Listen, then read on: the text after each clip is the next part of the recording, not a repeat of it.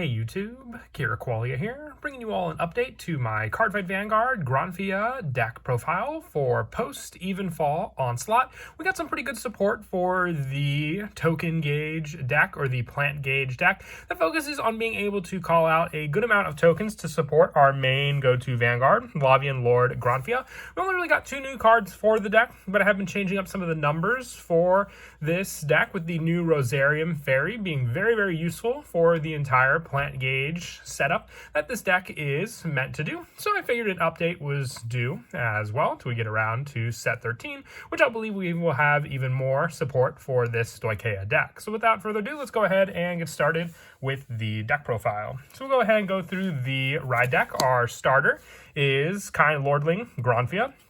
The standard starter for all of the cards in D format.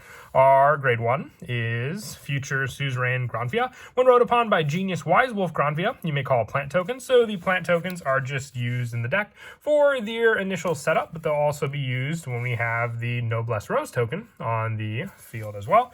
Our grade 2 is Genius Wise Wolf Granfia. On the Vanguard, if your rearguard has a plant token and your soul has a Future Suzerain Granfia, when you ride a grade 3 card with Granfia and its card name, you can ride without discarding, which is good because you want to have as much hand in this deck because you're going to invest a lot of cards on the field to making plant tokens, so then you'll want to keep as many cards as you can in your hand for at least guarding your opponent's attacks, with our grade 3 being our Lavian Lord Granfia, along with the copy we run in the ride deck. We're also running 3 additional copies of this card.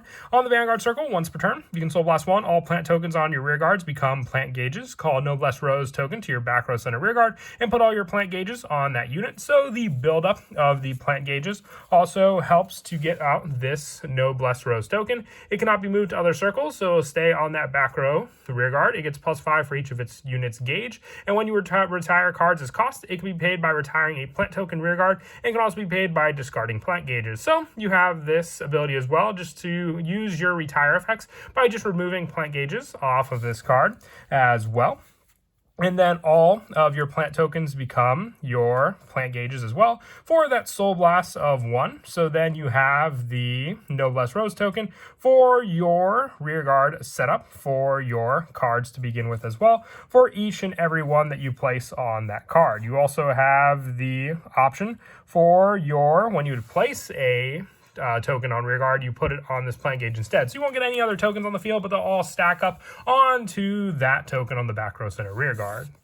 And for the grade 2s, we don't really run too many grade 2s in the deck. We run the 4 copies of Ron Orangerine still. Just when placed on rear guard, you call a plant token to rear. So it will just go on to the Noblesse Rose token as a plant gauge. And on the front row rear guard at the beginning of your battle phase, if you have a Vanguard with a Granfia and its card name, you may call a plant token. So that's 2 to begin with. Just on the turn, you call this card to rear guard, and when you just enter into your battle phase. So very, very useful to just build up the numbers for this card as well, because most of the time you want to be able to at least retire 5 off of this card for your Vanguard skill of being able to restand a rear guard and giving it +5 for the total of 5 of your Noblesse token plant gauges.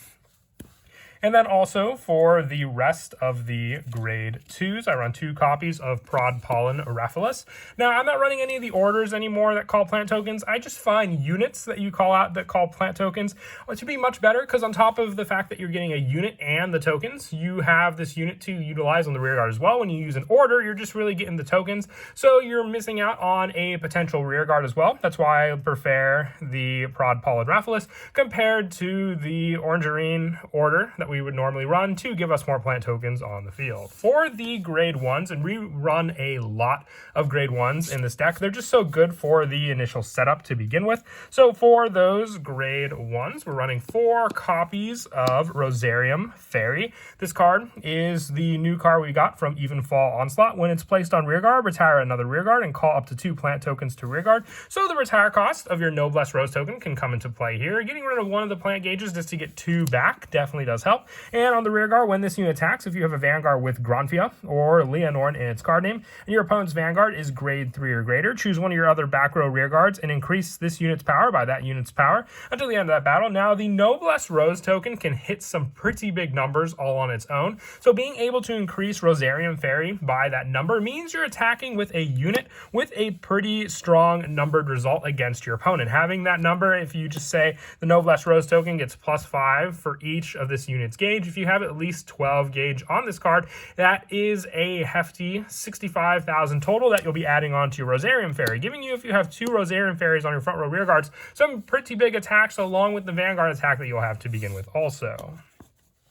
And we're still running the 4 copies of the Farmin' Pumpkin, just a once per turn on rearguard if you have a Vanguard with Granfia its card name, to Soul Blast 1 and call a plant token to rearguard. If your Vanguard's grade 3 or greater, calling 2 instead. So more setup for the Noblesse Rose token with this grade 1, and also the 4 copies of our Burrow Mushrooms, which in turn can also call out more plant tokens, but you also have to put this card into the soul to do so, and then also choosing one of your rearguards and gets +5,000. Now, compared to some of the numbers that Rosarium Fairy can get us up to in this deck, the +5 isn't as useful. I really do like this card for the 2 token setup, and then just building up more cards in the soul, because you'll definitely soul blast a lot in this deck, just with cards like your Vanguard, Lord Granfia, being able to soul blast if your opponent does retire your Noblesse Rose token each turn.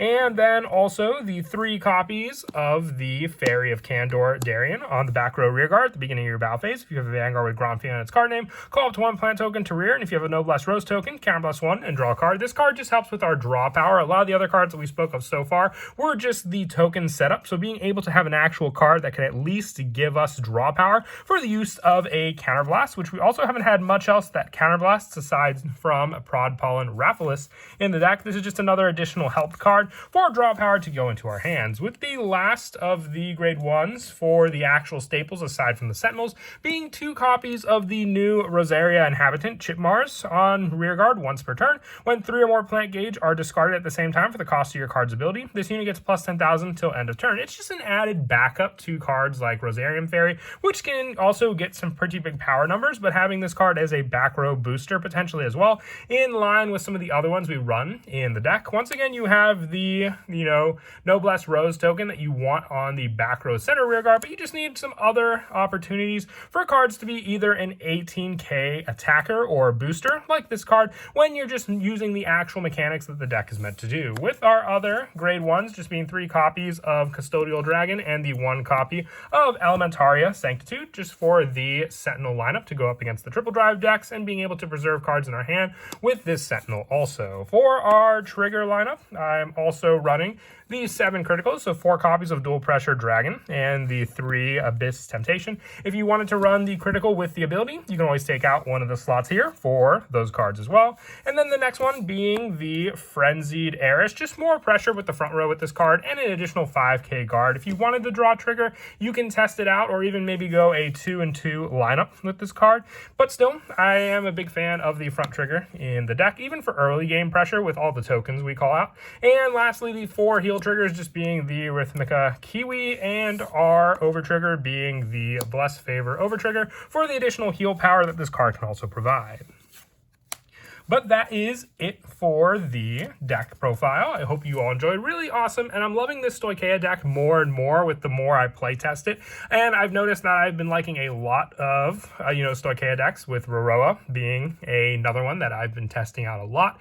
And this one definitely being one also. I hope I can feel the same way, since I just recently picked up a Leonor deck with the new support we have for that deck right around the corner with set 13 as well. And as always, until next time, please don't forget to leave a like and subscribe, and Kira Twig out.